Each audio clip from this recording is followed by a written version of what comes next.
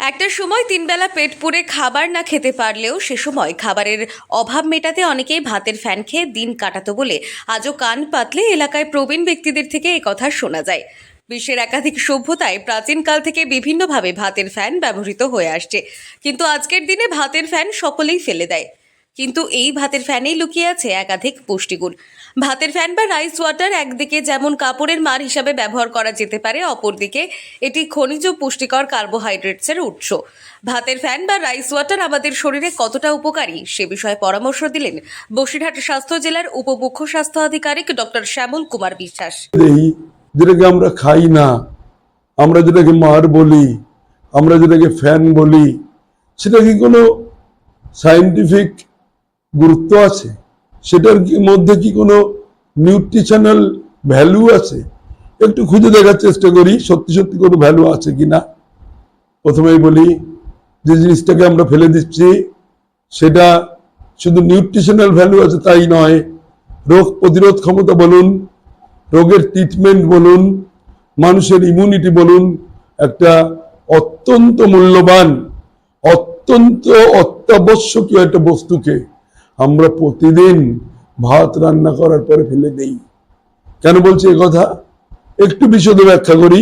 যেমন ধরুন স্বাস্থ্য, আমাদের হেলথে দেখবেন আমাদের অ্যান্টি হিস্টামিনিক এফেক্ট অর্থাৎ অ্যাস্ট্রিনজেন্ট এফেক্ট আমরা বলি, অর্থাৎ অ্যালার্জির প্রতিরোধ, অ্যালার্জির বিরুদ্ধে যে প্রতিরোধ আমরা ওষুধ ব্যবহার করি, ধরুন লিভোসেট্রিজিন বা সেট্রিজিন, বিভিন্ন ওষুধ ব্যবহার করি, কিন্তু এই ভাতের মারের মধ্যে রয়েছে সেই অ্যাস্ট্রিনজেন্ট প্রপার্টি।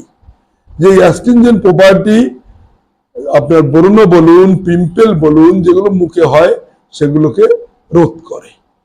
ঠিক তেমনি আমাদের যদি বলেন কারেক্ট ডিহাইড্রেশন, আমার ডায়রিয়া হয়েছে, আমার বমি হয়েছে, আমার ডিহাইড্রেশন হবে, আমার বডি থেকে সোডিয়াম পটাশিয়াম বেরিয়ে গেছে, তাহলে এই ডিহাইড্রেশন কারেক্ট করার জন্য আমরা ইলেকট্রলের জল ব্যবহার করি, ডিহাইড্রেশন কারেক্ট করার জন্য আমরা ডালের জল ব্যবহার করি। ঠিক তেমনি মার হচ্ছে এমনই একটা বস্তু যেটা কিন্তু এই ডিহাইড্রেশনকে কারেক্ট করে।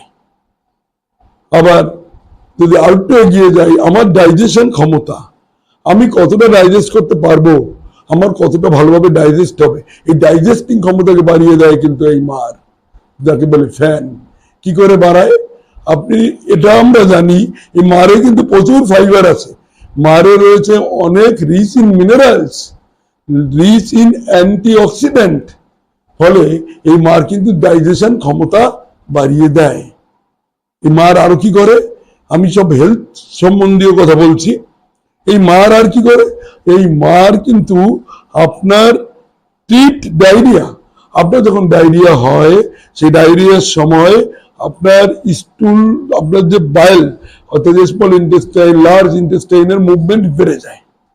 আমরা এই মুভমেন্ট কমানোর জন্য মেডিকেল সায়েন্সে অনেক ওষুধ ব্যবহার করি, কিন্তু ভাতের মারের মধ্যে একটা কোয়ালিটি আছে যে যদি আপনার যদি ডায়রিয়া হয় তাহলে ভাতের মার যদি খান তাহলে কিন্তু আপনার বায়োল মুভমেন্টটাকে কমিয়ে দেবে। তার সঙ্গে কি করবে, আপনার স্টুলটাকে বাল্কি ফর্ম করবে, আপনার স্টুলটাকে ফার্ম ফর্ম করবে, অর্থাৎ ডায়রিয়াতে ভাতের মারের একটা উল্লেখযোগ্য ভূমিকা রয়েছে। তারপরে কি করে ভাতের মার, আপনার এনার্জিটাকে বাড়িয়ে দেয়, বুস্ট ইওর এনার্জি। ভাতের মার এই নিউট্রিটিভ যে ভ্যালু তার মধ্যে রয়েছে আপনার এনার্জিকে বাড়িয়ে দেবে। আর কি করবে, ভাতের মার আপনার ইমিউনিটিটাকে বুস্ট আপ করে। বাচ্চা যদি ভাতের মার খায়, আমরা সমাজ অব্দি আমরা বলি শুধু বুকের দুধ খাবে, তার বাইরে কিছু খাবে না, তারপরে যদি আমরা ভাতের মার খাওয়াই তাহলে বাচ্চার ইমিউনিটি বুস্ট আপ হয়। একটা উল্লেখযোগ্য ভূমিকা কিন্তু এই ভাতের মার পালন করে। অর্থাৎ ভাতের মার খেলে হেলথের এই দিক শুধু নয়, আর কি করে, আমি একটু চুল নিয়ে বলবো। আজকাল চুলের বিভিন্ন প্রসাধনী আমরা ব্যবহার করি, হেয়ার সিরাম ব্যবহার করি, হেয়ারের বিভিন্ন টোনার ব্যবহার করি, বিভিন্ন জিনিস ব্যবহার করি।